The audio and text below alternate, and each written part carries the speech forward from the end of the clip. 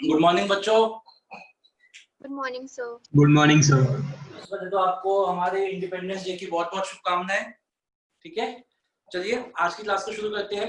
आप में से काफी बच्चों ने टेस्ट अभी भी नहीं दिए हैं। मैं बार बार कह रहा हूँ, आप काफी हो गया, मेरे पास फोन आ गया था कि कुछ रीजन था, लेकिन अब फाइनली जो भी है, अब आप कल तक मुझे आज कल में टेस्ट दे दीजिए, अदरवाइज मैं आपको फिर नहीं बिठाऊंगा आगे की क्लासेस में। काफी हो गया, जेन्युइन रीजन था कि सर हमारा एग्जाम था या कुछ भी था, तो ठीक है, जिसका भी जो भी रीजन था, अब ज्यादा नहीं, बस अब आज और कल में टेस्ट दे दीजिए। चलिए आज की क्लास को शुरू करते हैं। बहुत ही छोटी सी क्लास हम रखेंगे, लेकिन आज हमें एक बहुत इंपॉर्टेंट टॉपिक हमें करना है, जिसका नाम है इंपॉर्टेंस ऑफ डेलीगेशन, और हमारा वो खत्म हो जाएगा और हम अपना डिसेंट्रलाइजेशन शुरू करेंगे। तो सबसे पहले हमने लास्ट क्लास में क्या किया था, एक बार उसको जल्दी से रिवाइज करते हैं।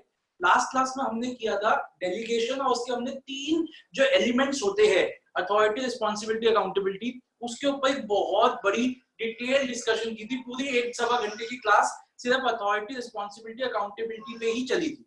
तो हमें अभी ये समझ आ चुका है कि what are the 3 elements of delegation. The 3 elements of delegation are authority, responsibility, accountability. Authority के बारे में हमने कुछ 5 से 6 लाइनें की थी, कुछ 5 से 6 पॉइंट्स किए थे कि उसको हम डेलीगेट कर सकते हैं, वो ऊपर से नीचे फ्लो होती है, वो सुपीरियर सबऑर्डिनेट रिलेशनशिप बनाने में मदद करती है, वो होता क्या है, वो क्यों चाहिए होती है, वो हमने सब देखा था। फिर हमने रिस्पॉन्सिबिलिटी की बात की थी, उसकी डेफिनेशन की थी, कहाँ से फ्लो होती है, कितना उसको हम किसी को आगे पास कर सकते हैं, वो हमने देखा था। हमें रिस्पॉन्सिबिलिटी अगर हम किसी को देते हैं तो हमें उसको अथॉरिटी भी देनी चाहिए, दोनों के बीच में बैलेंस होना चाहिए। ये सब चीजें हमने लास्ट क्लास में की थी। और उसके बाद हमने छोटा सा एक अकाउंटेबिलिटी किया था कि अकाउंटेबिलिटी क्या होता है, being answerable for the final outcome. और अकाउंटेबिलिटी हम अपनी किसी और के ऊपर नहीं दे सकते, क्योंकि अकाउंटेबिलिटी हमारी ही रहेगी, इवन इफ अगर हम अपना काम किसी को आगे दे देते हैं। फिर इसके बाद हमने इसके ऊपर नीचे मतलब इसके 3 डिफरेंसेस किए थे। मैंने आपको एक होमवर्क भी दिया था, और उस होमवर्क में मैंने आपको बोला था कि यही तीनों के बारे में आपको लिखना है। तो सच्ची सच्ची मैं कुछ रैंडमली कुछ नाम बच्चों से पूछ रहा हूँ, आप मेरे को बताइएगा कि आपने किया। वानी, आपने किया क्या होमवर्क? वानी, yes. आपने किया है? ठीक yes, है। आप आर्यन, आपने होमवर्क किया है? Aryan? Yes sir. Okay. Nandini, आपने किया हुआ है? किसी को कोई डाउट तो नहीं है? कोई भी पॉइंट अगर आप चाहते हो कि सर ये वाला पॉइंट एक बार मुझे फिर से समझा दीजिए, तो आप मेरे को पूछ लीजिए, अदरवाइज मैं आगे बढ़ रहा हूँ। अगर किसी को कोई डाउट है तो आप एक बार अपना हैंड रेज कर दीजिए, अदरवाइज फिर हम आगे बढ़ते हैं। अच्छा, आज 1-2 नए बच्चे आए तो उनको मैं बोल रहा हूँ, अगर आपको समझ आती है आज की क्लास, वैसे समझ आएगी, कुछ भी डाउट होता है क्लास के बाद मुझको एक बार मैसेज करके बता दीजिएगा कि सर आज की क्लास में मुझे ये थोड़ा सा कम समझ। चलिए बच्चों, एक बार फाइनली आज की क्लास को शुरू करते हैं। हमारा टॉपिक क्या है आज? Delegation of authority. उसमें हमारा टॉपिक क्या है, सब टॉपिक क्या है? Importance of delegation. अगर मैं डेलीगेशन को आपको एक लाइन में बताऊं कि डेलीगेशन क्या होता है, तो हम सबको पता है कि डेलीगेशन का मतलब होता है, एक सेकंड बच्चों, मैं एक बार फिर से बोल रहा हूं, एक बार मैं, जो बच्चों ने वीडियोस ऑफ कर रखे, आद्या वीडियो ऑन करिए, और ये आदित्य, अध्ययन, अनन्या, अंश, आर्यन, ये सब बच्चे वीडियो ऑन करिए। चिराग, गौरांग, हरिद्य, कार्तिक, क्या चाहते हो, मतलब क्या हो गया यार, इतना क्यों इसको इतना वो बना रखा है इस चीज को आप लोगों ने? जल्दी से करिए, बार बार बोल रहा हूँ, किसी को, नैना वीडियो ऑन करिए अपना, किसी को कोई आपकी प्राइवेसी में वो नहीं करना। रिया बंसल, सान्या, जल्दी से करिए जो जो बच्चे, शौर्या, सहज, श्रेया। ओके, तो अगर मैं एक लाइन में बोलूं डेलीगेशन का क्या मतलब होता है, डेलीगेशन का मतलब होता है जो काम मेरा है वो काम मैं खुद ना करके आगे अपने से छोटे किसी इंसान को दे दूं, जिससे मेरा टाइम बच जाए और मैं अपने और कामों पे टाइम को लगा सकूं। यही मतलब है डेलीगेशन का। तो अब इसकी हम इंपॉर्टेंस करते हैं कि इसकी इंपॉर्टेंस क्या, what is the importance of delegation, इससे हमें क्या क्या फायदे मिलेंगे वो हम देख रहे हैं। बच्चों आज हमारे 1 घंटे की क्लास में मैक्सिमम पार्ट हमें यही करना है। तो सबसे पहले हम क्या करेंगे, पहले हम हेडिंग्स को याद करेंगे। पहले हेडिंग्स जब याद करेंगे तो अंदर का बिल्कुल सोचना ही मत क्या है, बहुत इजीली मैं आपको याद करा दूंगा। पहले हेडिंग्स पे ध्यान देते हैं। 6 हेडिंग्स है हमारी मैनेजमेंट डेलीगेशन ऑफ अथॉरिटी की। सबसे पहली हेडिंग क्या है? सबसे पहली हेडिंग है बेसिस ऑफ मैनेजमेंट हायरार्की। क्या कहता है ये पॉइंट कि delegation of authority basis of management hierarchy बनाने में मदद करता है, हमें ये बताने में मदद करता है कि कौन सुपीरियर है, कौन सबऑर्डिनेट है। अभी सिर्फ हेडिंग्स पे ध्यान दीजिए, स्लैंग लिखूंगा फिर आपको 2-3 बार याद भी कराऊंगा। सेकंड इंपॉर्टेंस क्या है, डेलीगेशन की वजह से एक ऑर्गेनाइजेशन की जो कोऑर्डिनेशन है वो भी अच्छा हो जाता है। अब आपके मन में डाउट आएगा कि सर कोऑर्डिनेशन कैसे इंप्रूव कर सकते हैं, सब बताऊंगा। अभी सिर्फ हेडिंग पर ध्यान दीजिए, बेटर कोऑर्डिनेशन। तीसरा पॉइंट कहता है कि डेलीगेशन की वजह से हमारी ग्रोथ हो सकती है, ऑर्गेनाइजेशन हमारी एक्सपेंशन के बारे में सोच सकती है। फिर से रीजनिंग के पीछे मत जाइए, सिर्फ हेडिंग्स की बात करिए। फैसिलिटेशन कैसे हो जाएगी अभी बताऊंगा एग्जांपल के साथ। चौथा पॉइंट कहता है कि डेलीगेशन की वजह से हमारे जो मैनेजमेंट है उनकी इफेक्टिव मैनेजमेंट हो पाएगी, वो अपने ऑर्गेनाइजेशन को और अच्छे से मैनेज कर पाएंगे। कैसे कर पाएंगे अभी बताऊंगा।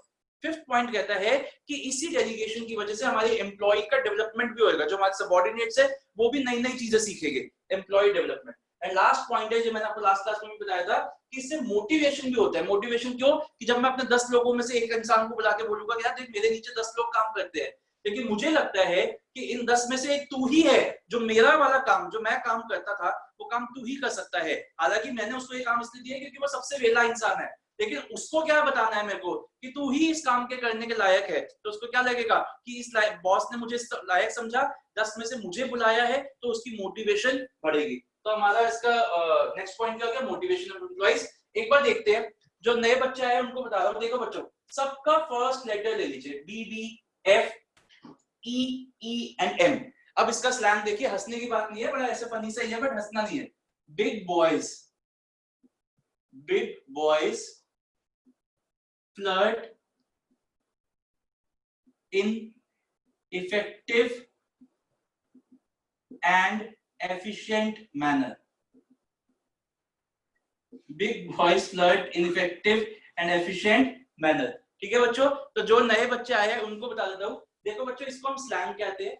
जिस जो वर्ड्स मैंने कैपिटल में लिखे, जैसे B B F E E and M, वो हमने यूज किए। जैसे बी से ये पॉइंट हो गया, बी से ये पॉइंट हो गया, एफ से ये पॉइंट हो गया, एक्सेट्रा।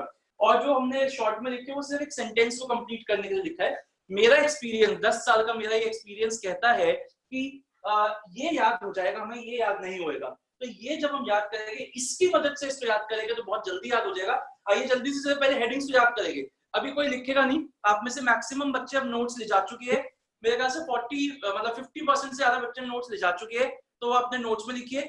जो बच्चे नोट्स नहीं लेके गए, मैं उनको बोल देता हूँ, आप मंडे को 1 से 5 के बीच में जाके नोट्स ले सकते हैं।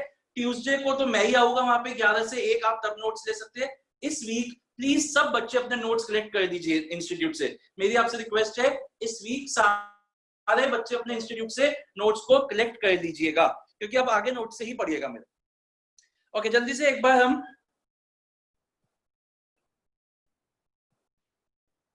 एक सेकंड। ओके, जल्दी से एक बार हेडिंग्स को याद करते हैं। तो अब मैंने क्या बोला? बी से बेसिस ऑफ मैनेजमेंट याद की, दूसरे बी से बेटर कोऑर्डिनेशन, एफ से फैसिलिटेशन ऑफ ग्रोथ, ई से इफेक्टिव मैनेजमेंट, ई से एम्प्लॉय डेवलपमेंट एंड एम से मोटिवेशन ऑफ एम्प्लॉइज। जल्दी से हेडिंग्स को याद करिए, जल्दी से हेडिंग्स को देखिए। एक बार फिर से बोलते हैं, बी से बेसिस ऑफ, इधर देखिएगा, मेरी तरफ देखिएगा, बी से बेसिस ऑफ मैनेजमेंट याद की, दूसरे बी से बेटर कोऑर्डिनेशन, एम से मोटिवेशन ऑफ एम्प्लॉइज, एफ से फैसिलिटेशन ऑफ ग्रोथ, ई से इफेक्टिव मैनेजमेंट एंड ई से एम्प्लॉय डेवलपमेंट। एक बार रैंडमली आप भी मेरे साथ बोलेंगे, जो मैं वर्ड बोलूंगा आप उससे बोलेंगे। एम से क्या है बच्चों? एम से एम मोटिवेशन ऑफ एम्प्लॉइज, ई से क्या है? ई से एम्प्लॉय मैनेजमेंट, एम्प्लॉय डेवलपमेंट, और दूसरा क्या है? Effective management. ठीक है, एफ से क्या है? Facilitation of growth. अब दो बी है, पहला B basis of of management. Management याद की, एंड दूसरा बी बेटर। एक बार फिर से बोलते हैं, हमें आज हम जो भी करेंगे बहुत अच्छे से करेंगे। तो एक बार फिर से बोलते हैं, बी से जल्दी से बोलेंगे, बी से Basis of मैनेजमेंट management. आएगी, दूसरे बी से better coordination, better coordination, M से motivation, motivation of employees, F से facilitation, facilitation of growth, E से Effective management. एंड दूसरे ई से Employee development. Employ development. अब आप एक प्लीज 1 मिनट के लिए रजिस्टर ओपन करिए और ये सारी हेडिंग्स 3 टाइम्स लिखेंगे बिना देखे। जो नहीं याद हुआ भूल छोड़ दीजिए, उसको रहने दीजिए, लेकिन बिना देखे 3 टाइम्स लिखेंगे 5 मिनट्स के अंदर। जल्दी से लिखिए प्लीज।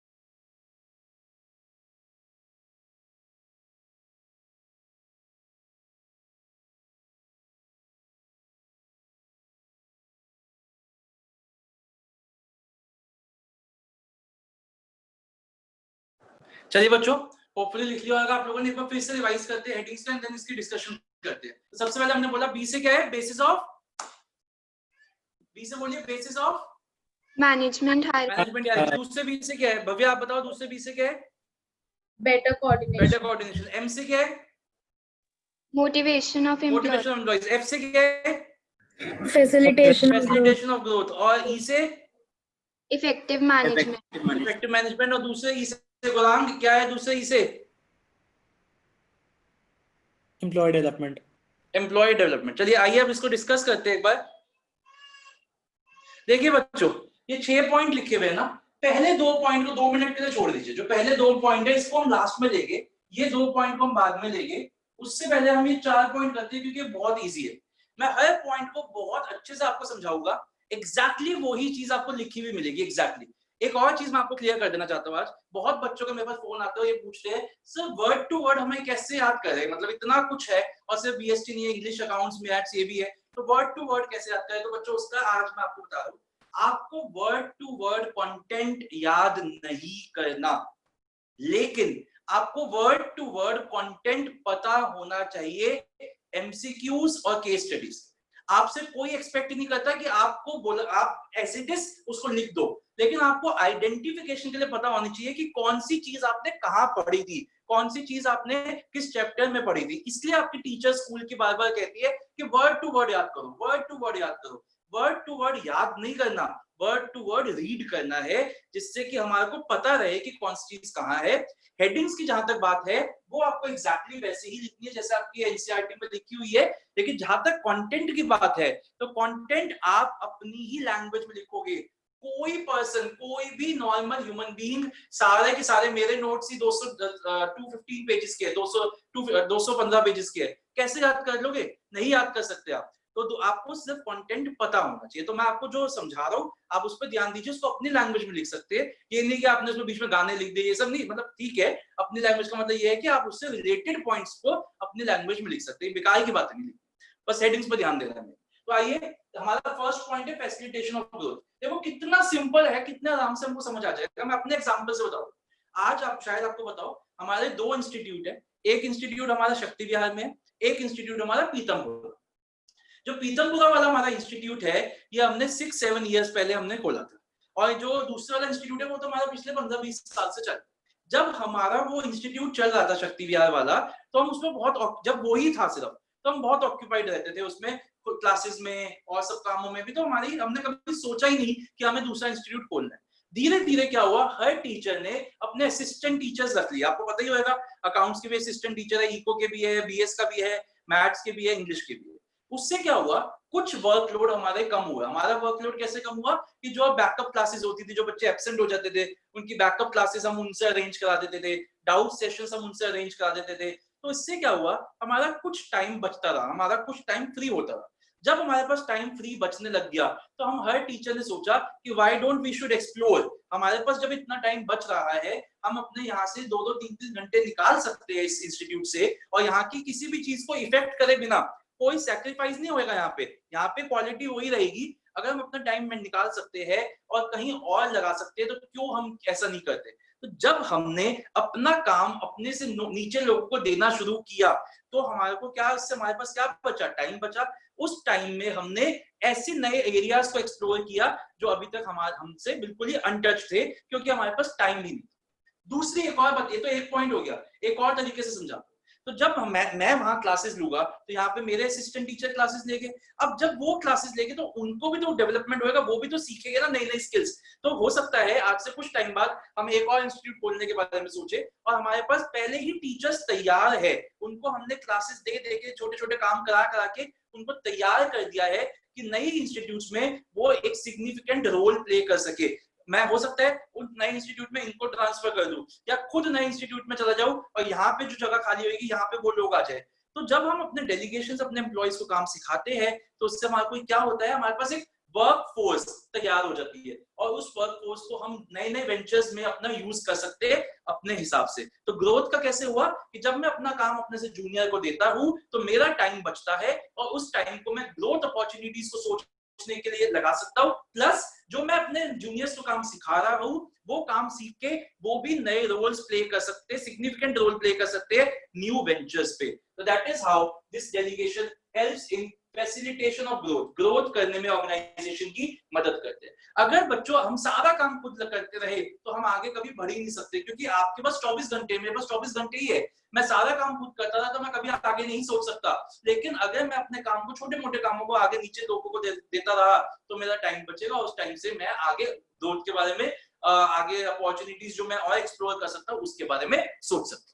आइए नेक्स्ट पॉइंट पे चलते हैं, इफेक्टिव मैनेजमेंट। ये पॉइंट भी इसी से कवर हो जाता है कि जैसे मैंने कहा, आज आपको शायद हंसी भी आएगी, आज से जब मैंने 10 साल पहले पढ़ाना शुरू किया था तो मैं सारे काम खुद करता था, मतलब पढ़ाता भी था, नोट्स भी बनाता था, टाइप भी खुद करता था, कॉलिंग बच्चों के घर पे कॉलिंग भी खुद करता था, अटेंडेंस वगैरह भी खुद लेता था, फीस भी खुद मांगता था, तो ये सब काम मैं करता था। अब है तो मेरे पास 24 घंटे, अब उसमें अगर मैं सारे काम करूंगा तो पढ़ाने के लिए टाइम तो कम बचेगा, और पढ़ाने के लिए जो मेरे को अपनी तैयारी करनी होती है, आपको शायद आप बताओ, आपकी क्लास लेने के लिए मैं अपनी भी तो तैयारी करता हूँ ना, मुझे क्या पढ़ाना है, मुझे क्या एग्जांपल्स देने हैं, वो टाइम कम बचता था। उस वजह से क्या हो रहा था कि मैं कहीं कोई भी काम अच्छे से परफॉर्म नहीं करता। धीरे धीरे हमने क्या किया, मैम को रखा, मैम को काम सिखाया, मैम को पहले काम, जो जब वो आई थी तो शायद इतना काम नहीं था, धीरे धीरे हमने उनको काम सिखा के आज उनको 2 4 5 काम हम वो करती है, अटेंडेंस लेती है, फीस कलेक्ट करती है, आप लोगों की मैसेज वगैरह करती है, कॉलिंग करती है। इससे क्या हुआ, मेरा काम जो है, जो मेरे को पढ़ाना है और अपने नोट्स वगैरह तैयार करने हैं, उसके लिए मेरे पास सिग्निफिकेंट टाइम बच जाता है और मैं अपने उस काम को अच्छा कर पा रहा हूँ। तो वो jack of all trades master of none, आपने शायद एक कहावत सुनी होगी, वो बनने से बढ़िया है master of one. Jack of all trades master of none से बढ़िया है मास्टर ऑफ वन। तो अब मैं अपना वो काम कर पा रहा हूँ जिसमें मेरी ज्यादा इन्वॉल्वमेंट होनी चाहिए। क्यों? क्योंकि जो छोटे मोटे काम है वो मैंने नीचे अपने जूनियर्स को दे दिए। तो इफेक्टिव मैनेजमेंट का क्या मतलब हुआ कि जब एक सुपीरियर अपने छोटे काम, ऐसे काम जो कोई और कर सकता है, वो अपने सबऑर्डिनेट्स को देता है, तो उसके पास टाइम बचता है और वो उस टाइम को उन एरियाज पे लगा सकता है जहां पे उसकी ज्यादा जरूरत है। Effective management. बच्चों आई होप आपको समझ आ रहा है। अगर कोई भी डाउट आता है तो प्लीज एक बार हैंड रेज कर दीजिएगा, मैं वहीं रुक जाऊंगा। नेक्स्ट चलते हैं, ये दोनों पॉइंट एक साथ समझाऊंगा। एम्प्लॉय डेवलपमेंट कैसे होता है बच्चों, इसमें भी मैं अपना एग्जांपल लूंगा, मैम को इन्वॉल्व करूंगा और प्लीज जाके बोलना मत मैम। क्या होता है बच्चों, जब मैम हमारे पास आई थी, हमारी रिसेप्शनिस्ट मैम, तो उनको शायद कंप्यूटर्स की इतनी अच्छी नॉलेज नहीं थी जितनी आज है। जब मुझे काम कराना था, मुझे उनसे कंप्यूटर से रिलेटेड कुछ काम कराना था, नोट्स वगैरह बनवाने थे, तो उनको नॉलेज नहीं थी। तो सिर्फ अपना उल्लू सीधा करने के लिए, माइंड माय वर्ड्स, मेरे को अपना काम करवाना था, इसलिए मैंने मैम को बोला, मैम जाओ आप थोड़ा सा अपना एक छोटा सा कोर्स कराओ कंप्यूटर का, उसके सारा जो हमारा खर्चा वर्चा होगा वो इंस्टीट्यूट लेगा और इससे आप हमारा मतलब आप सीख जाओ। तो हुआ क्या, मैम को मैंने अपना काम करवाना था, मेरे को मतलब नहीं था कि वो कुछ सीखे या नहीं सीखे, मेरे को तो अपना काम निकलवाना था। उस काम को निकलवाने के लिए उसको थोड़ा सा छोटा सा एक शॉर्ट टर्म कंप्यूटर कोर्स करवाना पड़ा, तो वो भी मैंने करवा दिया।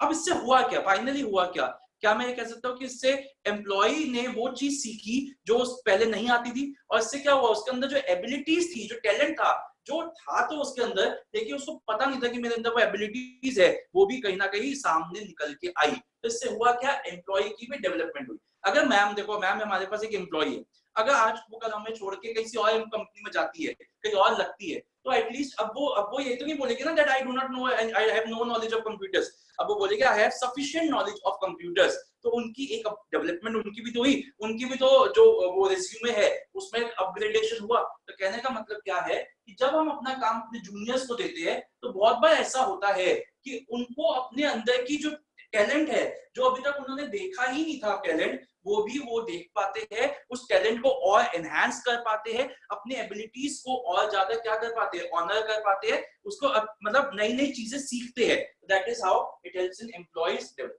एंड मोटिवेशन पॉइंट अभी आपको बताया कि जब हम किसी को काम देते हैं, जैसे अभी मान लो मेरी इस बैच में मान लो 60 स्टूडेंट्स है और मैं चाहता हूँ कि एक काम है मेरे को किसी से करवाना, तो मैं उसको बुला के उस बच्चे को बोलूंगा, इतना उसको चढ़ा दूंगा, और मैं उसको ये काम इसलिए दे रहा हूँ क्योंकि वो वेला इंसान है, वो कुछ और करेगा नहीं, वो इसी लायक है, वो ये काम करे। लेकिन मैं उसको थोड़ी ना बोलूंगा कि तू वेला है इसलिए मैं तेरे को चाहता हूँ कि तू ये काम कर। उसको तो मैं ऐसे बोलूंगा ना, देखो देख बेटा ऐसा है, मेरे पास 60 स्टूडेंट्स है, लेकिन पता है क्या, मुझे लगता है कि तू ही उस लायक है जो ये काम कर सकता है, जो और कोई नहीं कर सकता। इसलिए तू इस काम को प्लीज मेरे लिए कर दे एंड आई नो तू इस काम को बहुत अच्छा करेगा। तो ये जब वो ऐसी बातें सुनेगा तो उसको क्या लगेगा कि सर ने मेरे बॉस ने, मेरे सर ने मुझे इस लायक समझा है, तो उसके अंदर क्या होगा, जो कहते हैं ना मोटिवेशन स्पार्क होती है वो होगी और वो उस काम के लिए और ज्यादा मेहनत करेगा। तो this is how this leads to motivation of employees. तो आई थिंक आपको ये 4 पॉइंट तो बहुत ही आसानी से समझ आ गए होंगे, इन चारों पॉइंट में तो कोई भी दिक्कत नहीं रही होगी। अभी आइए पहले इन चारों को एक बार रीड करते हैं, फिर हम आगे बढ़ेंगे। जल्दी से नोट्स पे आइए अपने। तो कम टू पेज नंबर 5.13 पे जहां पे फ्लो चार्ट बना हुआ है वहां पे एक बार स्लैंग लिख लीजिए, अगर नहीं लिखा तो एक बार स्लैंग लिख लीजिए। Big boys flirt in effective and efficient manner. आइए जल्दी से पहले 4 पॉइंट पढ़ते हैं, फिर वो जो 2 पॉइंट बचते हैं वो करेंगे। तो सबसे पहला पॉइंट इफेक्टिव मैनेजमेंट पे आइए। By empowering the employees, the managers are able to function more, 5.12 page पे, function more efficiently as they get more time to concentrate on important matters. अपने आप ही आपको पता होगा कौन से वर्ड्स को अंडरलाइन करना है, more efficiently and more time to concentrate on important matters. Employee development पे आइए। As a result of delegation, employees gets opportunities to utilize their talent and this may give rise to latent abilities in them. Underline करिए, utilize their talent, latent abilities. Latent का क्या मतलब होता है, कोई बताएगा latent का क्या मतलब होता है? Hidden. तो उसमें लिख भी लीजिए hidden abilities, ऐसी बातें, ऐसी प्रतिभाएं, ऐसी skills जो उनके अंदर थी तो बट उनको पता ही नहीं था। जब उन्होंने उसको बारे में काम किया, उसके बारे में कुछ सीखा तो उनको पता चला हाँ ये भी मैं कर सकता हूँ। तो latent का मतलब होता है hidden. It allows them to develop those skills which will enable them to perform complex tasks and assume greater responsibilities which will improve their career prospects. It will make them better decision makers. Next by motivation. Delegation helps in developing the talents of the employees. It also has psychological benefits. Psychological benefits for directly. Responsibility for work builds the self-esteem of employee and improves their confidence. Employees are motivated to work for higher performance. They do their job to the best of their abilities. Okay, and facilitation. Delegation helps in the expansion of organization by providing a ready workforce to take up new ventures. Trained and experienced employees are able to play significant roles in the launch of new projects for organizational growth. चलिए बच्चों, अब जो हमारे 2 point बचे इनको समझ ले। सबसे पहले बात करते हैं बेटर कोऑर्डिनेशन की। बेटा मुझे बताइए, हमारे को मैंने आपको लास्ट क्लास में बताया था there are 3 elements of delegation and those 3 elements क्या है वो? Authority, responsibility and accountability. अगर मैं आपसे पूछूं मेरे को अथॉरिटी का दूसरा नाम बताओ, कोई सिनोनिम बताओ, तो अथॉरिटी का सिनोनिम क्या हो सकता है? मतलब बहुत अच्छा तो नहीं बट हाँ ठीक है, काम चलाओ। क्या सिनोनिम हो सकता है अथॉरिटी का? Responsibility. Obligation. नहीं, अथॉरिटी का, रिस्पांसिबिलिटी का नहीं, अथॉरिटी का। क्या मैं बोल सकता हूँ अथॉरिटी का सिनोनिम पावर? पावर कह सकता हूँ क्योंकि पावर ही तो है। अथॉरिटी का मतलब क्या है? इट इज अ राइट, तो पावर। अच्छा, रिस्पांसिबिलिटी का सिनोनिम बताइए क्या हो सकता है रिस्पांसिबिलिटी का? Duty, duties. और अकाउंटेबिलिटी का बताइए, ये तो बहुत बार हमने वर्ड यूज भी किया था, आंसरेबिलिटी। आंसर। अब एक बात बताइए, क्या मैं ये बोल सकता हूँ कि the 3 elements of delegation, namely authority, responsibility and accountability, clearly defines the powers, the duties and the answerability of each person in the organization. जो हमारे 3 एलिमेंट्स है डेलीगेशन के, अथॉरिटी, रिस्पांसिबिलिटी, अकाउंटेबिलिटी, उससे पता चलता है कि एक इंसान की कितनी पावर है, कितनी ड्यूटीज है और क्या क्या उसकी जवाबदारी है, क्या क्या उसको जवाब देना है। तो जब सब इन लोगों को कंपनी में काम करते हुए सब लोगों को पता है कि उसकी क्या पावर्स है, उसकी क्या ड्यूटीज है, उसकी क्या आंसरेबिलिटी है, तो किसी के मन में कोई कंफ्यूजन नहीं रहेगा, कोई दूसरे का काम नहीं करेगा, कोई अपना काम किसी और को नहीं देगा, कोई ओवरलैपिंग नहीं होगी, कोई डुप्लीकेशन नहीं होगी, सब लोग अपना अपना काम करते रहेंगे। सबके मन में क्या रहेगा? एक वर्ड लिख रहा हूं, देखना यहाँ पे, clarity in thought. Clarity in thought का मतलब क्या होगा? सबके मन में क्लैरिटी रहेगी कि उनको करना क्या है, क्लैरिटी रहेगी वर्किंग रिलेशनशिप्स के बारे में। तो इससे क्या होएगा? बेटर कोऑर्डिनेशन हो पाएगी, सब लोग आपस में मिलके अच्छे से काम कर पाएंगे, किसी के मन में कोई दुविधा नहीं होगी, कोई डाउट नहीं होगा कि हमें क्या काम करना है, क्या काम नहीं करना। तो क्या बोला मैंने? The 3 elements of delegation, namely authority, responsibility and accountability, defines the powers, the duties and the answerability of each job position in the organization. Such clarity in thought brings clarity in working relationship and helps in better coordination in the organization. समझ में आ गया point? तो आपको 3 words और 3 और words, मतलब 6 words याद होने चाहिए। अथॉरिटी, रिस्पॉन्सिबिलिटी, अकाउंटेबिलिटी 3, अथॉरिटी से पावर्स, रिस्पॉन्सिबिलिटी से ड्यूटीज और अकाउंटेबिलिटी से आंसरेबिलिटी। तो ये 6 वर्ड आपको याद होने चाहिए इस पॉइंट के लिए। ये 6 वर्ड आपके इस पॉइंट में दिखने ही दिखने चाहिए। ओके बच्चों, लास्ट पॉइंट पे आते हैं, बेसिस ऑफ मैनेजमेंट हायरार्की। तो लास्ट क्लास में जैसे हमने डेलीगेशन के एलिमेंट्स किए थे, तो मैंने आपको बताया था कि एक सुपीरियर के पास राइट है कि वो अपनी पावर किसी को भी दे सकता है। मैं अपनी पावर आपको भी दे सकता हूँ, इसको भी दे सकता हूँ, उसको भी दे सकता हूँ, और जिसको मैं अपनी पावर दूंगा वो मेरा सबऑर्डिनेट बन जाएगा ऑटोमेटिकली। तो क्या मैं कह सकता हूँ कि पावर, अथॉरिटी कहाँ से फ्लो हो रही है, अथॉरिटी कहाँ से फ्लो हो रही है और कितनी फ्लो हो रही है? जैसे मैं एक इधर देखेगा, इसने अपनी पावर इसको दी, अपना काम करने के लिए अथॉरिटी इसको दी, इसने अपने काम करने के लिए अथॉरिटी इसको दी, इसने आगे दी।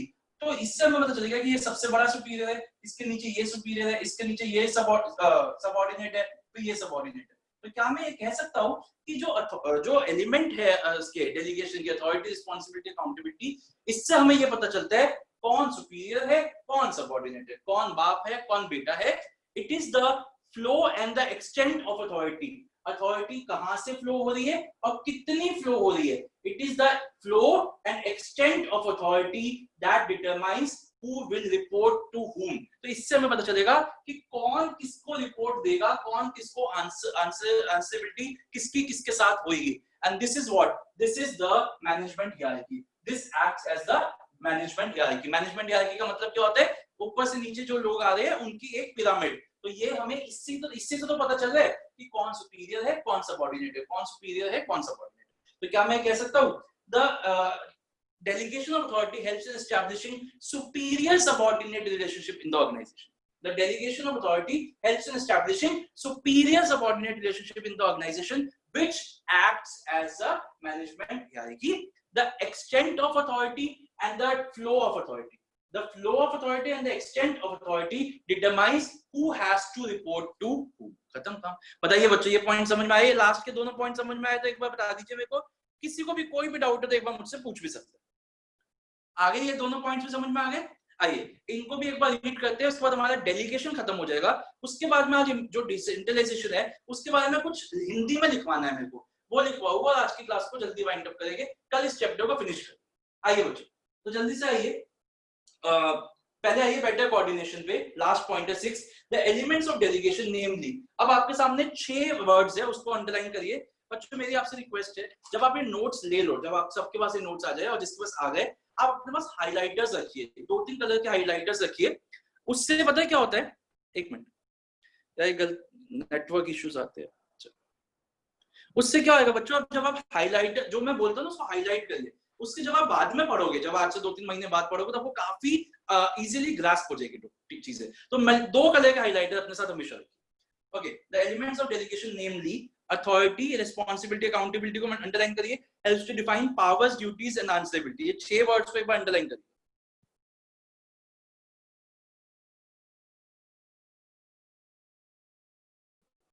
ओके, आगे चलते हैं। Helps to define the powers, duties and answerability related to various positions.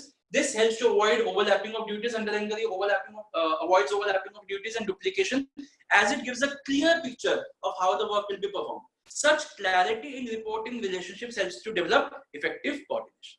और एक बार इसके ऊपर वाले पॉइंट पे आइए, basis of management hierarchy. Delegation of authority establishes, underline करिए, superior subordinate relationship which acts as the basis of management hierarchy. Next line को पूरे को अंडरलाइन करिए। It is a degree and flow of authority which determines who has to report to whom. The extent of delegated authority also determines the power that each job position will enjoy. बच्चों जो इसका conclusion है उसको मैंने box में डाल रखा है, उसमें मैंने लिखा है delegation is the key element in effective organizing. Most important mark करो, क्या है ऐसा क्या पॉइंट है, एक ही तो लाइन है, तो बताता हूँ क्या है। ये इतनी बार बोर्ड्स का क्वेश्चन आया हुआ है, आप बिलीव नहीं करोगे। क्वेश्चन आया, it is the effective element in it is the key element in effective organizing, और इस पे बोला एक्सप्लेन। तो आंसर आपको यहाँ पे क्या होना चाहिए, डेलीगेशन और इसकी इंपॉर्टेंस। और बच्चे क्या लिखा है, इंपॉर्टेंस ऑफ ऑर्गेनाइजिंग। तो आपका क्वेश्चन आएगा डेलीगेशन को हाइड करके it is the key element in effective organizing. और आपको आइडेंटिफाई करने के लिए भी आ सकता है 1 मार्कर, 6 नंबर में भी आ सकता है एक्सप्लेन करने के लिए इंपॉर्टेंस। तो आपको पता होना चाहिए what is the key element in effective organizing. Delegation is the key element in effective organizing. जल्दी से बस मोस्ट इंपॉर्टेंट मार्क करिए।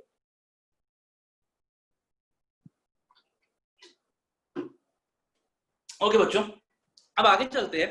अब हमारा डेलीगेशन हमें समझ आ गया कि डेलीगेशन क्या होता है। तो अब एक बार समझते हैं कि डेलीगेशन का जो दूसरा वर्ड है डिसेंट्रलाइजेशन, जो उसका बड़ा रूप है, what is decentralization and what is the relationship between delegation and decentralization. बच्चों मेरी आपसे रिक्वेस्ट है 5-7 मिनट के लिए बिल्कुल नोट्स वगैरह बंद कर दो, यहां ध्यान देना क्योंकि मैं कुछ आपको समझाने जा रहा हूं। ये बहुत इंपॉर्टेंट है आपकी केस स्टडीज के लिए। केस स्टडीज में हमेशा बच्चा कंफ्यूज होता है डेलीगेशन और डिसेंट्रलाइजेशन की आइडेंटिफिकेशन में, बट आज मैं आपको हिंदी में कुछ लिखवाऊंगा और आपको वो बहुत मदद करेगा डेलीगेशन और डिसेंट्रलाइजेशन की आइडेंटिफिकेशन। अगेन मैं बार बार बोल रहा हूँ, जिन बच्चों के वीडियोस ऑफ है उन वीडियोस को ऑन करिए। मैं नाम नहीं ले रहा, बट बस बार बार आपको इंडिकेशन दे रहा हूं कि अपने वीडियोस ऑन करिए। आई डोंट वांट टू आपको क्लास से बाहर नहीं निकालना चाहता। ओके, तो आइए बच्चों, मेरे एक एक वर्ड को सुनना। डेलीगेशन क्या है? डेलीगेशन है अपना काम आसान करने का तरीका। बच्चों मेरे एक एक वर्ड को सुनना, मैं ऐसे ही लिखवाऊंगा आपको। डेलीगेशन क्या है? अपना काम आसान करने का तरीका है। मेरे पास कुछ काम था, मेरे पास टाइम कम था, या मुझे कुछ काम और काम ज्यादा इंपॉर्टेंट है, तो मैंने अपना काम अपने से नीचे इंसान को दिया। जब मैं अपना काम अपने से नीचे इंसान को देता हूं तो मैं ये नहीं चाहता कि वो कुछ सीखे, मुझे सिर्फ अपना उल्लू सीधा करना है। कहावत है ना, मतलब क्या कहते हैं उसको हिंदी में, एक वो कहावत है कि अपना उल्लू सीधा करना है, मुझे अपना काम निकलवाना है, इसलिए मैंने उसको काम दिया है, मैं नहीं चाहता कि वो काम सीखे। डेलीगेशन में सिर्फ 2 लोग इन्वॉल्व होते हैं, और वो 2 लोग कौन होते हैं? मैं और मेरा सबऑर्डिनेट। डेलीगेशन एक ऐसी चीज है जो कंपलसरी रहेगी जिंदगी में, कभी ना कभी तो हमें डेलीगेशन करना ही करना पड़ेगा। मैंने आपको एक एग्जांपल दिया था, मैं कमरे में बैठा हूं, कुछ खा रहा हूं, मुझे प्यास लग रही है और मेरी सिस्टर बैठी हुई है साथ में, या मेरी कोई और बैठा है, मैंने उसको बोला यार एक बार मेरे को किचन से जाके पानी ला दे, ये भी डेलीगेशन, क्योंकि प्यास तो मुझे लग रही है, काम तो मेरा है। तो डेलीगेशन कंपलसरी है, कोई भी इंसान बिना अपना काम किसी और से करवाए बिना नहीं रह सकता। Delegation compulsory. अब थोड़ा सा समझते हैं डिसेंट्रलाइजेशन। डिसेंट्रलाइजेशन होती है सोची समझी साजिश। मेरे वर्ड्स को सुनिएगा। डेलीगेशन था अपने काम को आसान करने का तरीका, डिसेंट्रलाइजेशन है सोची समझी साजिश। जो क्यों करती है ऑर्गेनाइजेशन? वो इसलिए करती है क्योंकि वो चाहती है कि उसके सबऑर्डिनेट्स सीखे। मेरे पास कुछ काम है, मेरे पास टाइम भी है उस काम को करने का, लेकिन मैं चाहता हूं कि ये जो मेरा जूनियर है ये इस काम को करे क्योंकि इसको नई चीजें सीखने को मिलेगी। तो मैंने वो काम उसको दे रहा हूं और उसको कह रहा हूं कि अपने तू डिसीजंस खुद ले, मेरे से कुछ मत पूछ, देखो जो करना है तू कर, इससे मैं तेरे पर पूरा ट्रस्ट करता हूं। तो ये क्या बन जाएगा? ये बन जाएगा डिसेंट्रलाइजेशन। तो क्या कहा मैंने? डेलीगेशन में सिर्फ 2 लोग इन्वॉल्व है, सुपीरियर और उसका सबऑर्डिनेट। और जब सुपीरियर अपना काम सबऑर्डिनेट को देता है तो वो ये नहीं चाहता कि वो कुछ सीखे, वो मतलब अगर वो सीख जाता है तो बहुत अच्छी बात है, लेकिन अगर मैंने मैम को वो कोर्स करने भेजा तो मैं चाहता नहीं था कि वो कोर्स करे वो, लेकिन मेरे को अपना काम निकलवाना था, इसलिए मैंने उसको कोर्स करवाया। लेकिन डिसेंट्रलाइजेशन में क्या होता है? डिसेंट्रलाइजेशन में कंपनी सबऑर्डिनेट्स को काम देना शुरू करती है और उनको फ्रीडम देती है कि तुम अपने डिसीजंस खुद लो, हमसे पूछने की जरूरत नहीं है। तो जहां डेलीगेशन कंपलसरी है, डिसेंट्रलाइजेशन सोच समझ के की जाने वाली चीज है, वो ऑप्शनल है। बहुत सी कंपनीज ऐसी है जिसमें डिसेंट्रलाइजेशन नहीं है। डिसेंट्रलाइजेशन मतलब जो सबऑर्डिनेट्स उनके पास पूरा फ्रीडम है अपने डिसीजंस लेने का, अपने हिसाब से काम करने का, बार बार अपने सुपीरियर से ना पूछे, वो कंप्लीट फ्रीडम है। तो डिसेंट्रलाइजेशन जो है वो ऑप्शनल है। ठीक है। दूसरा पॉइंट क्या हो गया कि डेलीगेशन में 2 लोग इन्वॉल्व है और डिसेंट्रलाइजेशन में कहीं ना कहीं पूरी ऑर्गेनाइजेशन इन्वॉल्व हो जाती है। कभी ऐसा नहीं होगा कि मैं सिर्फ इसकी डेवलपमेंट चाहता हूं, अब सारे सबऑर्डिनेट्स की डेवलपमेंट चाहते हैं, इसलिए हम डिसेंट्रलाइजेशन में पूरी ऑर्गेनाइजेशन को इन्वॉल्व करते हैं। अब बच्चों मेरे इतना मतलब इसको हिंदी में लिखते हैं तो आप क्या करिए, इसको भी रीड भी करेंगे एक बार, इसको आप आइए जल्दी से, कहीं पे भी आपको जहां पे भी जगह मिल रही है नोट्स पे वहां लिखिए। आप इंग्लिश में लिखना, बट जो हिंदी में, जैसे मैं हिंदी में बोलूंगा उसको इंग्लिश में लिखना, तो लिखिएगा। आपको ये जब हम केस स्टडीज करेंगे तब उस टाइम पे आपको बहुत मदद मिलेगी इससे आइडेंटिफिकेशन। तो सब लिखिए, relationship between delegation and decentralization of thought. Relationship between delegation and decentralization of authority.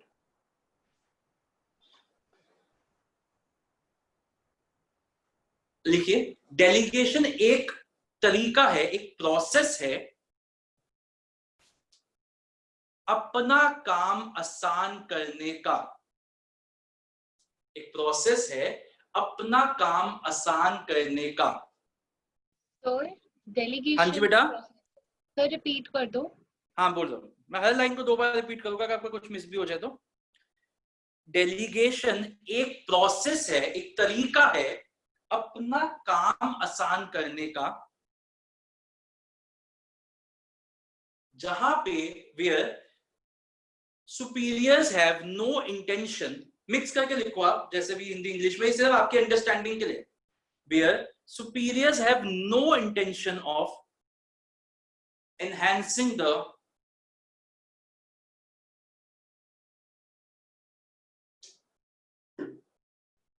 superiors have no intention of enhancing the knowledge or the skills of the subordinates। वो सीख जाते हैं, वो अलग बात है, मजबूरी है सिखाना, लेकिन इंटेंशन नहीं है मेरे को आपको सिखाने की, नॉलेज और the skills of the employees. Delegation एक कंपलसरी चीज है या कंपलसरी एक्ट है। नेक्स्ट लाइन में लिखिए, डेलीगेशन एक कंपलसरी एक्ट है।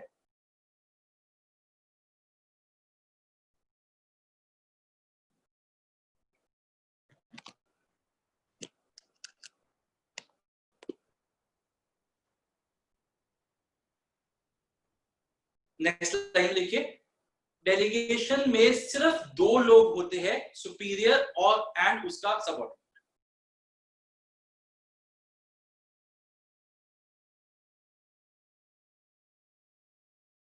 अब नीचे डिसेंट्रलाइजेशन के बारे में लिखेंगे।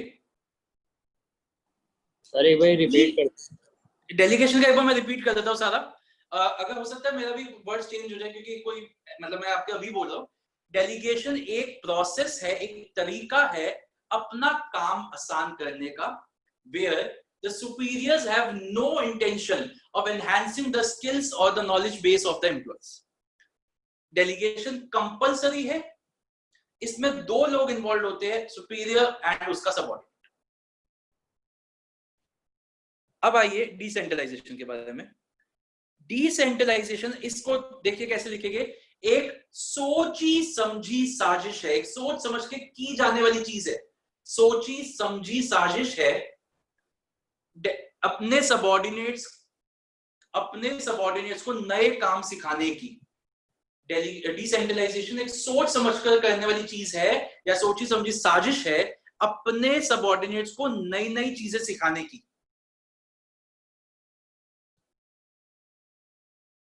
इन दिस लिख लिया तो सर अपने सबऑर्डिनेट को नई स्किल्स सिखाने की, अपने सबऑर्डिनेट्स को नई स्किल्स सिखाने की।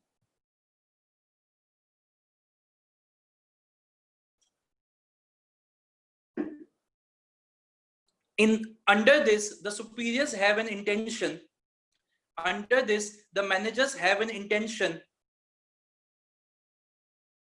to enhance the knowledge and the skills of their subordinates. To enhance the knowledge and the skills of the subordinate. Sir एक बार उससे पहले वाली लाइन रिपीट कर दो। डिसेंट्रलाइजेशन एक सोची समझी साजिश है या सोच के समझ के करने वाली चीज है अपने सबऑर्डिनेट्स की स्किल्स एनहांस का, अपने सबऑर्डिनेट्स को नई स्किल्स सिखाने की। Under this, the managers have an intention to enhance the knowledge of their employees. Decentralization is optional. Decentralization is optional and involves the entire organization.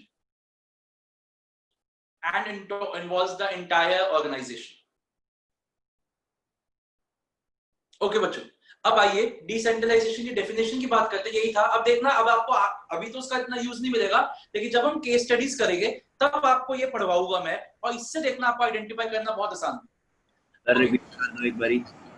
कौन सा? सर अंडर दिस मैनेजमेंट वाली line. नहीं, एक बार मेरे को बता दो कौन सी लाइन कर, मैं डिसेंट्रलाइजेशन की लास्ट 2 लाइंस बोल रहा हूँ ना। हाँ जी सर। हाँ, तो decentralization is an optional policy decision, it involves the entire organization. Okay, तो अगर हम डिसेंट्रलाइजेशन की अब डेफिनेशन की बात करें तो डिसेंट्रलाइजेशन की डेफिनेशन बहुत ही सिंपल है, इसकी कोई लंबी चौड़ी डेफिनेशन नहीं है। Extension of delegation, extension of delegation throughout all the levels and in all the departments of the organization is decentralization. Extension of delegation throughout all the levels and in all the departments is known as decentralization. अगर आप लोगों को याद हो तो decentralization का छोटा सा पार्ट आपने चैप्टर नंबर 2 में भी देखा था, सेंट्रलाइजेशन एंड डिसेंट्रलाइजेशन। ठीक है बच्चों, तो आइए जल्दी से नोट्स पे आइए, जल्दी से नोट्स पे आइए, पेज नंबर 5.14। 5 मिनट्स, बस 5 मिनट्स में क्लास को वाइंड अप करेंगे। मैं आज आपको ज्यादा नहीं पढ़ाऊंगा, मैं आपको सिर्फ आज का ये पेज पढ़ाऊंगा, इंपॉर्टेंस हम कल करेंगे डिसेंट्रलाइजेशन की, आज हम सिर्फ इतना पढ़ेंगे, ये 1 मार्क का एमसीक्यूज के लिए बहुत इंपॉर्टेंट। आइए, तो सबसे पहले एक बॉक्स में डेफिनेशन दे रखी है, decentralization refers to the delegation of authority throughout all the levels and in all the departments of the organization, the decision making authority shared with the lower levels. अब एक बात बताइए, ऐसी ऑर्गेनाइजेशंस जहां पे डिसीजन लेने की पावर टॉप मैनेजमेंट है के पास रहती है, उनको क्या कहा जाता है? ऐसी ऑर्गेनाइजेशंस जहां पे डिसीजन लेने की पावर टॉप मैनेजमेंट के पास रहती है तो उनको क्या कहा जाता है? Centralization, centralized organization. और ऐसी ऑर्गेनाइजेशंस जहां पे ये अथॉरिटी सबके साथ शेयर की जाती है उनको क्या कहा जाता है? Decentralized organizations. एक बात बताइए, क्या कोई ऑर्गेनाइजेशन कंप्लीटली सेंट्रलाइज्ड हो सकती है? मतलब सारे डिसीजंस टॉप मैनेजमेंट ले रहा है? मैंने आपसे पूछा होनी चाहिए, नहीं पूछा, मैंने आपसे पूछा हो सकती है क्या? हो तो सकती है, ऐसी ऑर्गेनाइजेशंस हो सकती है जहां पे सारे डिसीजंस कौन ले रहा है? Top management. लेकिन होनी नहीं चाहिए, क्योंकि अगर सारे डिसीजन टॉप मैनेजमेंट लेगा तो बहुत डिले हो जाएगा डिसीजन मेकिंग। अब दूसरा सवाल, क्या कोई ऑर्गेनाइजेशन ऐसी हो सकती है जहां पे सारे डिसीजन लोअर लेवल्स ले रहे हैं? हो तो सकती है, लेकिन वो भी गलत हो जाएगा, क्योंकि कहीं ना कहीं फिर मिसयूज होएगा अथॉरिटी का। तो होना क्या चाहिए, इन दोनों जो हमारे वो है सेंट्रलाइजेशन एंड डिसेंट्रलाइजेशन, इन दोनों के बीच में क्या होना चाहिए? एक बैलेंस होना चाहिए। मेजर डिसीजंस जो है वो कौन ले? Top management. और जो रोजमर्रा के डिसीजंस है, जो ऐसे डिसीजंस है जो बहुत ज्यादा मेजर नहीं है, माइनर डिसीजंस है, वो कौन ले? नीचे वाले लोग, थ्रू डिसेंट्रलाइजेशन। तो आइए बच्चों, हम इतना रीड करते हैं। अब आप जब इसको रीड करोगे तो आपको पूरा वो प्रिंसिपल्स वाला चैप्टर याद आएगा, और उसमें जब हमने प्रिंसिपल पढ़ा था वही एज इट इज यहाँ पे लिखा हुआ है। आइए, those organizations in which decision making authority lies with the top management are termed as centralized organizations, whereas those in which this authority is shared with the lower levels is known as decentralized organizations. When decisions taken by lower levels are numerous as well as important, an organization can be highly regarded as greatly decentralized. तो जब ज्यादा decisions lower level लेने लग जाता है तो that means कि company में high level of decentralization। तो again हम centralization decentralization के बारे में पढ़ते हैं। An organization is centralized when decision-making authority is retained by the higher level. Underline करिए, retained by the higher level, whereas it is decentralized when it is delegated. Complete decentralization would imply concentration of all the decision-making functions at the apex of the management hierarchy. बच्चों सिर्फ आपको read करना है, याद नहीं करना, सिर्फ read करना है कि complete centralization का मतलब होगा कि सारे decision top management ले रहा है, apex मतलब top. On the other hand, complete decentralization would imply the delegation of decision-making authority to the lower levels, and this would obviate the need for higher management positions. Obviate का मतलब होता है कि अगर सारे decision ही lower level ले रहा है, तो top level का मतलब ही क्या हुआ? किस लिए बैठा है? Obviate मतलब eliminate, लिख लीजिए वहां पे। Obviate का मतलब होता है eliminate the need for top levels. Both the scenarios are unrealistic, होने नहीं चाहिए। As an organization can never be completely centralized or completely decentralized.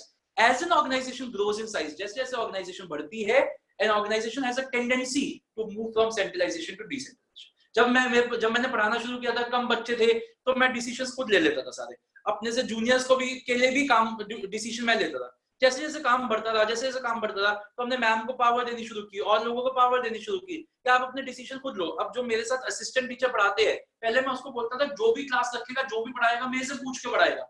लेकिन अब क्या हो गया, उस टाइम वो ऐसा टाइम आ चुका है कि अब उसको भी पावर दे रखी है, तो अपने डिसीजन खुद ले, क्योंकि मुझे उसके ऊपर भरोसा भी है, प्लस मेरे को और चीजों पे भी ध्यान देना है। तो as an organization grows in size, it has a tendency to move from centralization to decentralization. आगे चलते हैं. This is okay, this is because in large, इस लाइन को अंडरलाइन करिएगा, इस 3 लाइनों को अंडरलाइन करिएगा, इस पैराग्राफ को बॉक्स में डाल लीजिएगा. This is because in large organizations, those employees who are directly and closely involved with certain operations have more knowledge about them than top management, which may be indirectly associated. बेटा यहाँ पे देखिएगा, अगर मैं बात करूँ रिलायंस की, तो रिलायंस में मुकेश, मेरा सवाल देखिएगा यहाँ पे, ये है टॉप मैनेजमेंट, यहाँ बैठे हैं मुकेश अंबानी, ठीक है जी. यहाँ पे नीचे प्रोडक्शन मैनेजर है, फाइनेंस मैनेजर, ये मान लीजिए प्रोडक्शन मैनेजर है, ये मान लीजिए फाइनेंस मैनेजर है. मेरा सवाल अब आपसे एक ये है, ये मान लीजिए सेल्स मैनेजर है, कि सेल्स से रिलेटेड या फाइनेंस से रिलेटेड डिसीजन, ये है हमारी मिडिल लेवल, ये हमारा मिडिल लेवल. मेरा सवाल आपसे ये है कि फाइनेंस से रिलेटेड डिसीजन लेने के लिए बेस्ट पर्सन कौन है, ये फाइनेंस मैनेजर या ये मुकेश अंबानी जी जो टॉप लेवल के मैनेजर, बताइए. फाइनेंस से रिलेटेड डिसीजन लेने के लिए बेस्ट पर्सन फाइनेंस मैनेजर, ये है या ये है? तो आप सबके, मेरे को लगता है आप सब भी ये बोलोगे कि फाइनेंस के डिसीजन के लिए फाइनेंस मैनेजर बेस्ट है, क्योंकि ये directly associated with finance. Mukesh Ambani ji ये भी देख रहे हैं, ये भी देखते हैं, ये भी देखते हैं, लेकिन सुपरफिशियल लेवल पे, ऊपर से. फाइनेंस मैनेजर फाइनेंस के अंदर घुस के पूरा फाइनेंस को समझता है कि क्या है. तो कहने का मतलब क्या हुआ, जैसे जैसे ऑर्गेनाइजेशन बड़ी होती है, ऐसे वो लोग जो एक काम से डायरेक्टली रिलेटेड है, वो उस काम से के डिसीजन लेने के लिए ज्यादा बेटर है टॉप मैनेजमेंट से, इसलिए डिसेंट्रलाइजेशन इसलिए भी की जाती है. तो आइए आगे बढ़ते हैं. Hence there is a need for balance between these coexisting forces. आज के लिए लास्ट हमारे डिफरेंसेस, मेरी आपसे रिक्वेस्ट, बेसिस पे हाथ, बेसिस खोल के रखिए, अंदर वाले पॉइंट्स पे हाथ रखिए. एक बार भी देखते हैं. मीनिंग तो हमें पता ही है, सेंट्रलाइजेशन का मतलब क्या हो गया, concentration of decision making authority with the top levels, और यहाँ पे क्या हो गया, dispersal of decision making authority with the lower levels. Second पे चलते हैं. सेकंड हमारा बेसिस है अथॉरिटी. तो मुझको बताइए, सेंट्रलाइजेशन में अथॉरिटी किसके पास रहती है, टॉप मैनेजमेंट. टॉप मैनेजमेंट, और डिसेंट्रलाइजेशन में लोअर मैनेजमेंट, लोअर लेवल्स. ठीक है. फ्रीडम ऑफ एक्शन की बात करें तो सेंट्रलाइजेशन में फ्रीडम ऑफ एक्शन मैनेजर्स के पास कम होता है, ज्यादा होता है, सबऑर्डिनेट्स के पास, मैनेजर्स के पास कम होएगा, और डिसेंट्रलाइजेशन में they have complete freedom of action. ठीक है. एंड लास्टली बात करें सूटेबिलिटी की, तो सेंट्रलाइजेशन कहाँ सूटेबल है, जहां पे कंपनीज छोटी हो, स्मॉल इन साइज हो, और डिसेंट्रलाइजेशन कहाँ सूटेबल है, जहां पे कंपनीज बड़ी हो जाए. ठीक है. तो बेटा लार्ज. अब इसका स्लैंग लिखिए, माय फ्रेंड, सबका first letter, my friend is sweet and adorable. Again जो बच्चे नए आए, नैना आज फर्स्ट क्लास नैना की, देखिए बच्चों 4 वर्ड्स मैंने कैपिटल में लिखे, MFSA, और इसी से हमारे बेसिस बन गए. M से मीनिंग, F से फ्रीडम ऑफ एक्शन, S से सूटेबिलिटी और A से अथॉरिटी, और सब हमने क्लाइंट को कंप्लीट करने के लिए लिखा. अब आप लोगों के मन में डाउट और आ सकता है कि सर इतने हमारे स्लैंग हो जाएगा, हम स्लैंग कैसे याद करेंगे. तो स्लैंग, एक मिनट आगे, तो स्लैंग याद करने के लिए भी आप चिंता मत करिए, मैं एक बुक प्रिपेयर करूंगा, पतली सी, बिल्कुल इतनी सी, मैं मेरे ख्याल से 20-25 पेज की बुक बनाऊंगा, जिसमें सिर्फ स्लैंग्स और हेडिंग्स होगी, सिर्फ स्लैंग्स और हेडिंग्स, और वो भी मैं आपको दूंगा, बट वो दूंगा मैं अक्टूबर के बाद, जब हमारा कोर्स सारा कंप्लीट हो जाएगा. तो आपको वो अपने पास हमेशा रखनी है. और 20 पेज फ्लिप करने में कितना टाइम लगता है, आधा घंटा. मैं आपको बात बोलूंगा कि हर 10 दिन में, हर 5 दिन में इन पेजेस को फ्लिप करते रहिए. इससे मार्च तक सारी की सारी हेडिंग्स और सारी की सारे स्लैंग्स आपकी टिप्स पे हो जाएगी. Trust me. आपको अभी हो सकता है कि आपको लगे सर स्लैंग्स ही हम मिक्स हो रहे हैं, स्लैंग्स ही याद नहीं हो रहे. भरोसा करो, मैं आपको ऐसे याद करा दूंगा सारी हेडिंग्स, मार्च तक आपको बिल्कुल चिंता करने की जरूरत नहीं पड़ेगी. हाँ जी राघव, बोलिए क्या कह रहे हैं. सर एक बार स्लैंग रिपीट कर दो. My friend is sweet and adorable. अच्छा बच्चों, एक केस स्टडी मुझे आपके साथ डिस्कस करनी है, उसके बाद काम खत्म करें. 2 मिनट दे दीजिएगा, ये अभी लिखना मत, अभी सिर्फ समझना. बच्चों मान लीजिए, सुनना मेरी बात को, बहुत इंपॉर्टेंट केस स्टडी है, बोर्ड में आई हुई है, बहुत कंफ्यूजन क्लास में, इसलिए मैं पूछा. मान लीजिए मेरे को एक काम दिया, एक सर्वे करना है मुझे बाहर जाके, मैं कंपनी का मैनेजर हूँ, एक एम्प्लॉई हूँ, मुझे एक सर्वे करना है बाहर जाके, और उस सर्वे में मेरा कंसिडरेबल टाइम लगेगा. तो मैंने क्या किया, मैंने ना अपने से जूनियर को बुलाया और उसको बोला कि आप इस सर्वे को जाके बाहर करो. ठीक है. तो हुआ क्या, उसने जब वो सर्वे करना था, मतलब वो करने जा रहा था मैनेजर, तो उसने 5-6 लोगों को अलग अलग जगह पे भेज के सर्वे कर दिया. अब मेरा आपसे सवाल ये है कि ये डेलीगेशन है या डिसेंट्रलाइजेशन? डेलीगेशन. क्यों भाई, इसमें तो 2 से ज्यादा लोग इन्वॉल्व हो गए. मैं था, मेरे सबऑर्डिनेट थे, उसने 5-6 लोगों को और इन्वॉल्व कर लिया, तो ये डेलीगेशन हुआ या डिसेंट्रलाइजेशन? सर क्वेश्चन रिपीट कर दो एक बार। मैं एक बार देखना, मेरा डाउट भी सुनना क्या है, एक बार क्वेश्चन भी सुनिएगा। मैंने कहा मेरे को एक कंपनी में एक सर्वे करना था, मतलब बाहर जाके फील्ड में सर्वे करना था, ये मेरा काम था। मुझे ये काम करते हुए लगा कि मेरे पास टाइम कम है, मैं इस काम को नहीं कर पाऊंगा, तो मैंने अपने कुछ सबऑर्डिनेट्स को बुलाया, कुछ 3-4 सबऑर्डिनेट्स को बुला के बोला कि आप इसको बाहर जाके सर्वे करिए। तो मैंने टीम्स बना दी 2-3-4 लोगों की, आप जाके सर्वे करिए। तो ये डेलीगेशन का पार्ट है या डिसेंट्रलाइजेशन? अभी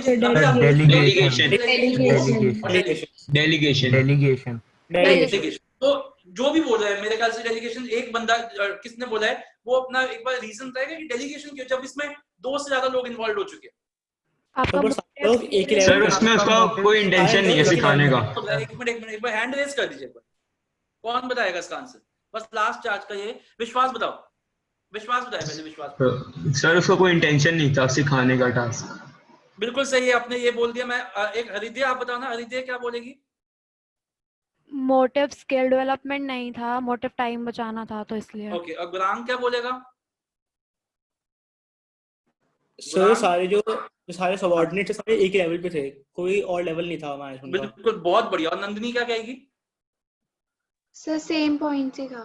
बिल्कुल, बहुत बढ़िया तरीके से आपने बोला। लेकिन इसमें बेस्ट ये है कि मैंने अब दोनों चीजें, मेरे को पहली बात तो मेरी इंटेंशन नहीं थी कि मुझे किसी को कुछ सिखाना है, और दूसरी बात मैंने अपना काम अपने से नीचे वाले बंदे को देना था। अब उस काम को करने के लिए अगर नीचे भी 5 लोग चाहिए तो बस वो 5 लोग है। अगर आप उन 5 को एक ही मान के चलो, सबऑर्डिनेट्स, जो गुलाम ने बोला, सब एक लेवल पे काम कर रहे हैं, मुझे तो अपना काम एक बंदे को देना था। अब मुझे लगा वो भी नहीं कर पाएगा, तो मैंने 5 लोग एक ही लेवल पे 5 को बोल दिया, तुम जाओ इसकी मदद करो और काम को करो। तो बेसिकली हो क्या रहा है, मैं तो अपना उल्लू सीधा कर रहा हूँ ना, मुझे कुछ आपसे थोड़ा काम सिखाना है आपको। This is a part of delegation and not decentralization, even when there are more than 2 people involved. इतनी बात समझ में आ गई बच्चों अच्छे से? ठीक है, तो चलिए अब आपको कल का थोड़ा सा बताता हूँ कि किसी ऑर्गेनाइजेशन में डेलीगेशन और डिसेंट्रलाइजेशन दोनों इन्वॉल्वड हों। क्या एक बार फिर से बोलना, आपने मेरे को थोड़ा कम सुनाई दिया। क्या ऐसा हो सकता है कि किसी ऑर्गेनाइजेशन में डेलीगेशन और डिसेंट्रलाइजेशन दोनों इन्वॉल्व? कौन पूछ रहा है बेटा, नाम क्या आपका? सर सृष्टि। हाँ सृष्टि, बिल्कुल ऐसा होता है, हो नहीं सकता हर ऑर्गेनाइजेशन में दोनों चीजें। मैं आपको एग्जांपल दूं, मेरी ऑर्गेनाइजेशन है, मैंने अपनी ऑर्गेनाइजेशन में सब लोगों को पावर्स दे रखी है अपने अपने काम करने की, मतलब it is highly decentralized organization, ठीक है। लेकिन एक काम मैं कर रहा हूं और उस काम को करते वक्त मुझे लगा यार मेरा को टाइम कम है, तो मैंने अपने से इमीडिएट सबऑर्डिनेट को बोला यार ये काम तू मेरे लिए कर देगा। ये क्या हो गया? डिसेंट्रलाइजेशन। मतलब वो आगे भी नहीं, ये क्या हो गया? डेलीगेशन। क्योंकि जो मेरा काम था मैंने उसको बोल दिया तू इस काम को कर दे मेरे लिए आज के लिए, अपने इमीडिएट सबऑर्डिनेट। बात समझ में आई? Yes sir. तो बिल्कुल हो सकता है, देखो हर कंपनी में डेलीगेशन तो होएगा ही होएगा, वो तो मान के चलो। डिसेंट्रलाइजेशन भी हो सकता है डेलीगेशन के साथ। तो एक कंपनी में दोनों चीजें हो सकती है और होती ही है, बड़े मतलब आजकल हर कंपनी में दोनों चीजें। ठीक है बच्चे? ओके, तो आइए अब हम अपने एक बार कल का बताया तो मैं आपको, कल हम क्या करेंगे। कल हमारी क्लास 3:30 PM पे है। कल हमारा जो काम रहेगा, कोशिश ये रहेगी कि हमारा चैप्टर फिनिश हो जाए, लेकिन हम जल्दबाजी नहीं करेंगे, नहीं होएगा तो एक देख लेंगे कितना बच रहा है। कल हम इंपॉर्टेंस ऑफ डिसेंट्रलाइजेशन से शुरू करेंगे, पहले वो करेंगे, फिर मैं आपको एक शॉर्ट नोट लिखवाऊंगा, इन दोनों के बीच में एक लिखा हुआ है उसको एक्सप्लेन करूंगा, और उसके बाद इंपॉर्टेंस ऑफ ऑर्गेनाइजिंग करके कल इस चैप्टर को फिनिश करेंगे। अब मंडे जो है उस दिन आपका कोई टेस्ट नहीं है, लेकिन जिन बच्चों ने पेंडिंग टेस्ट नहीं दे रखे अभी तक, वो इस टेस्ट को कंप्लीट करेंगे प्लानिंग के। नेक्स्ट जो मंडे होएगा, जो अभी मंडे आ रहा है परसों, उसके बाद जो नेक्स्ट मंडे है उसमें आपका ऑर्गेनाइजिंग का टेस्ट होएगा। तो आई वुड रिक्वेस्ट कि आप ऑर्गेनाइजिंग रिवाइज करना शुरू कर दीजिए। कैसा लूंगा मैं, सब्जेक्टिव लूंगा या ऑब्जेक्टिव लूंगा, वो आपको पता चल जाएगा when the right time will come. आप एक इस चैप्टर को बोथ पॉइंट ऑफ व्यू से तैयार कीजिए, ऑब्जेक्टिव भी सब्जेक्टिव। किसी के मन में कोई डाउट तो नहीं है? कल की बात कर लेते हैं। अगेन बच्चों, अगर किसी बच्चे को कोई छुट्टी करनी है, कुछ भी, अब थोड़ा एब्सेंटिज्म बढ़ रहा है, आई कैन अंडरस्टैंड कि जीडी गोइंका के एग्जाम्स चल रहे हैं, इसके एग्जाम्स चल रहे हैं, बट तब भी मैं आपसे रिक्वेस्ट करूंगा, अगर आपके पास कोई वजह नहीं है छुट्टी करने की तो प्लीज मत करिए। ये बेस्ट टाइम है अपने कोर्स को खत्म करने का आपका। मैं आपसे जिस तरीके से हम चल रहे हैं, हमारा कोर्स बहुत अच्छी स्पीड पर चल रहा है, अगर आपके पास रीजन नहीं है तो प्लीज छुट्टी मत करिए। और अगर आप कल की क्लास अटेंड नहीं कर सकते तो मुझे पहले ही बताइए, एक सेकंड पहले मुझे इन्फॉर्म करिए कि सर मैं कल की क्लास अटेंड नहीं कर सकता। ठीक है बच्चों, तो अब आज की क्लास को यहीं रोकते हैं। Have a good day. 3:30 बजे कल हमारी क्लास है। किसी को कुछ पूछना है वो रुक जाइए, अदरवाइज आप लोग जा सकते। नैना, आप मेरे को एक बार क्लास के बाद बता देना आपको समझ में आया नहीं आया, जो भी आपके डाउट्स वगैरह है एक बार अपना फीडबैक दे देना और फिर हम आगे की बात करेंगे। आपकी फर्स्ट क्लास थी आज, इससे किसी को कुछ भी पूछना है वो पूछ लीजिए, अदरवाइज आप जा सकते हैं। सर हाँ जी बेटा, एक सेकंड बस।